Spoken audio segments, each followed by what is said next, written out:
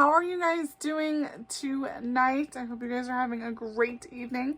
Thank you so much for tuning in. For those of you just finding me, my name is Jean Collins and I do health and wellness and chemical-free living. And tonight we're going to continue on Monday maintenance, more about skin and health and different signs your skin gives you. We're just going to kind of keep taking it piece by piece. First, we're going to go into, for Monday maintenance, looking at ingredients. Some ingredients to avoid. Okay, we want to be making sure that we're putting the most pristine items on and around our bodies, right? Okay, so we've talked about fragrance, but I always love reminding people about fragrance because it is so important. Please do not use anything that is fragrance free as well, because they add more stuff in there to hide those fragrances. Fragrance is a word that companies use to not have to tell you the ingredients. Yes, do your own research. It's a real thing and it's not okay, because there are short-term toxicities. Since it is an undisclosed collection of hundreds of toxic ingredients, some of those short-term toxicities can include coughing, skin irritations, headaches, nausea, irritability. Long-term are things like different types of cancers, lung diseases, heart disease, and reproductive complications, which is also very interesting. So another thing that I want to talk about, though, because I'm kind of getting into the world of makeup, talc. Talc is a clay mineral when crushed into powder, is known as talcum powder.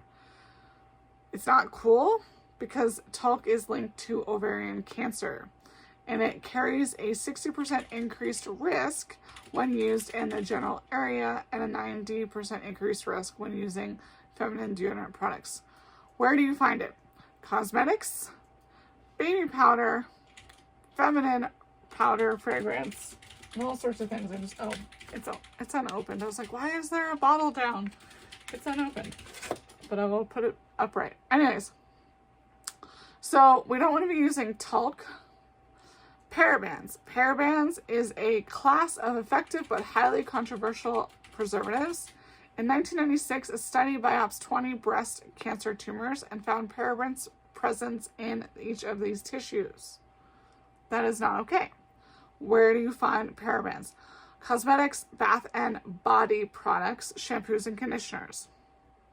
You guys, also, when you have hot water, which I really don't know anyone who takes a warm or a cold shower, your pores open up more. So then you are allowing more of these toxins to come in. That is not okay.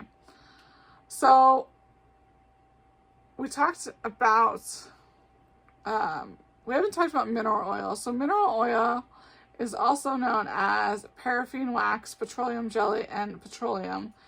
It's a derivative from petroleum. Mineral oil is a derivative from petroleum. It clogs pores, it prevents skin from releasing toxins, and it can lead to other skin issues if prolonged exposure occurs. So if you're using the product consistently.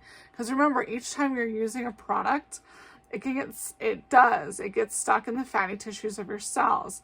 And that's sort of the cool thing about essential oils and how they can help us, because essential oils help on that cellular level to pull things out.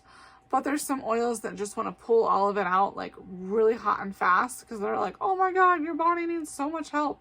No, that causes like that hotness, a tingly. People experience these sensations a little differently. Just know that if you do experience that, that is when you use a carrier oil like jojoba, olive oil, grapeseed oil, almond oil, things like that. Okay. So another interesting thing, especially as I was reading this thing about fragrance, because I was at someone else's and in someone else's sheets, so they don't use Thieves cleaner. I totally forgot my Thieves spray. Usually I spray things down with Thieves. And one of the fragrance issues is reproductive areas. That is in the area of reproductiveness. So we're going to talk about that. What am I using? So I'm using Progessence Plus. Progestins Plus, I'm going to use extra of that and I'm going to put this one tonight on my tummy. You either put it on your, like your feet, your ankle area, or the tops of your feet, your inner thighs, or your tummy.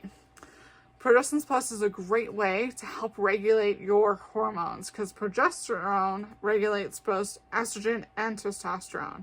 So it's super awesome. That is a short tidbit. We could go into it further. I love also the smell of Progesterone Plus as well.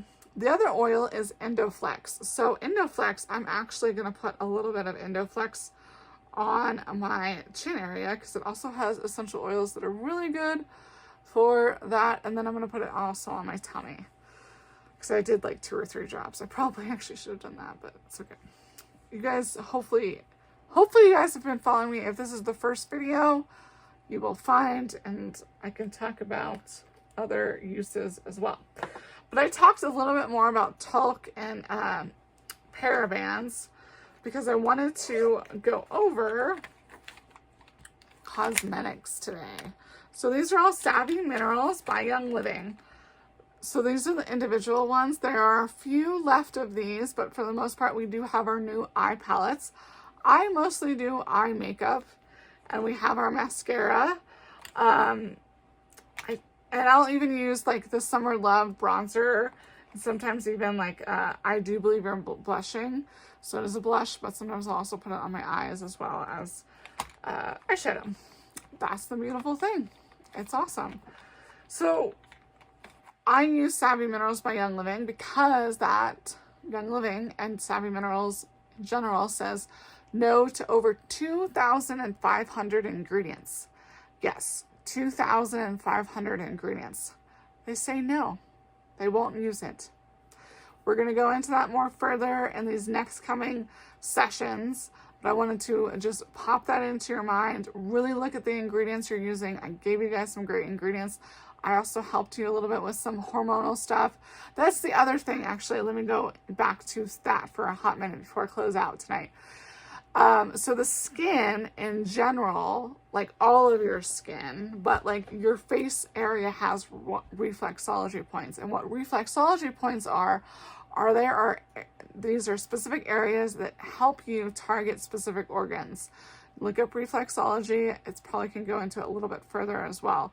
But for example, that's why I know that this is the reproductive area, right? And then there's stuff for your liver. And like I could specifically look up and say, okay, is it my uterus, my ovaries? Like, what is it in my reproductive area? I could specifically look that up. But then there's also like stuff for your stomach, your liver, your lungs, your heart. That's all different areas on your face. So reflexology and your skin in general is a beautiful way to show that something is out of whack.